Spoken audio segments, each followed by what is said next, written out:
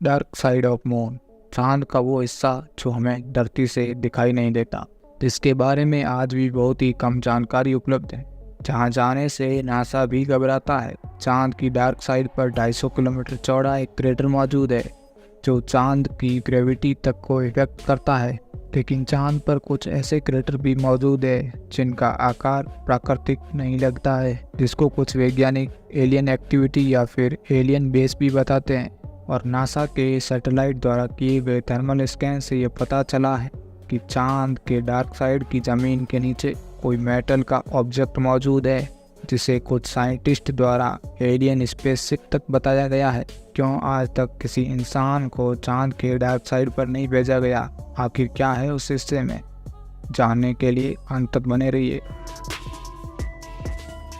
चंद्रमा पृथ्वी और उस पर चल रहे जीवन के लिए बहुत इम्पोर्टेंट है। इसीलिए वैज्ञानिकों ने चांद को स्टडी करने के लिए बहुत सारे मिशन लॉन्च किए हैं, जिससे हम चांद के बारे में बहुत कुछ जान पाए हैं। लेकिन चंद्रमा का वो हिस्सा जो हमसे छुपा रहा, उसके बारे में आज भी हम बहुत ही कम जान पाए हैं। इसरो द्वारा भी चांद के डार्क साइड को जानने के लिए चंद्रयान 2 भेजा गया था, पर वो भी इसी डार्क साइड में क्रैश लैंड हुआ था।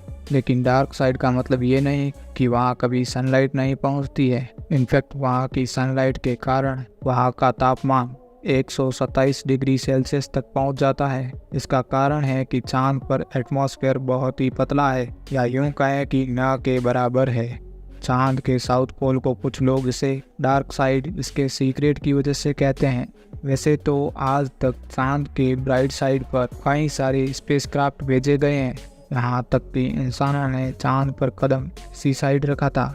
लेकिन चांद के दूसरे हिस्से यानी डार्क साइड में चाइना के चांग-ई-4 स्पेसक्राफ्ट ने 2019 में पहली बार सफल लैंडिंग की थी। इससे पहले कोई भी इस हिस्से में सफल लैंडिंग नहीं कर पाया था। चंद्रमा के डार्क साइड की पहली तस्वीर सोवियत संघ के लूना 3 ने कैप्चर की थी। लूना 3 में उस समय के सबसे एडवांस कैमरा को लगाया गया था, जो धरती पर फोटो इलेक्ट्रिक मैग्नेटिक सिग्नल के जरिए भेजता था, जिसकी वजह से वो चंद्रमा की ली गई फोटो बहुत ही ज़्यादा ब्लर थी। सौरमंडल के सबसे बड़े क्रेटर में से एक एटकिन बेसिन चांद के डार्क साइड पर ही मौजूद है, जो कि 2500 किलोमीटर चौड़ा है।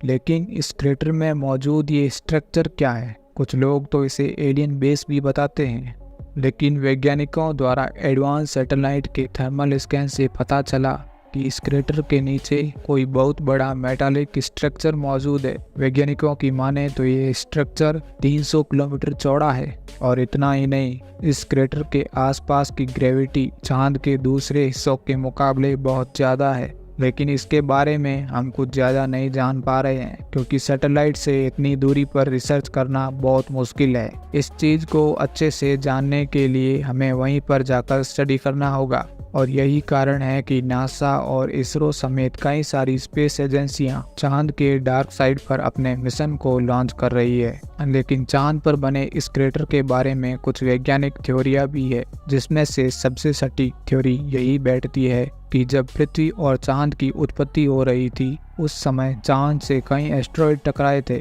जिनमें से एक एस्ट्रॉयड का डायामीटर कई हजार किलोमीटर था। और ये टक्कर इतनी जोरदार थी कि पूरा चांद अर्थक्वेक के कारण लावा से ढक गया था। और उसी क्रेटर के टकराव से इस एटकिन बेसिन क्रेटर का निर्माण हुआ। और उसके बीच में ये मौजूद मेटल उसी एस्ट्रॉयड का कोर हो सकता है, जो कि चंद्रमा की सतह के कई किलोमीटर नीचे अंदर तक धंसा हुआ है। वैज्ञानिक भी इस थ्योरी पर बहुत ही ज़्यादा यकीन करते हैं, क्योंकि उनकी रिसर्च भी इस क्रेटर में मेटालिक स्ट्रक्चर की ओर इशारा करती है, जो कि एक कोर हो सकता है। और ऐसे ही बहुत सारे क्रेटर चांद की डार्क साइड पर मौजूद है, और ये इतने गहरे हैं कि कई हजारों सालों तक इन पर सनलाइट नहीं पहुंची है, जिसके कारण इनमें पानी होने की भी संभावना है।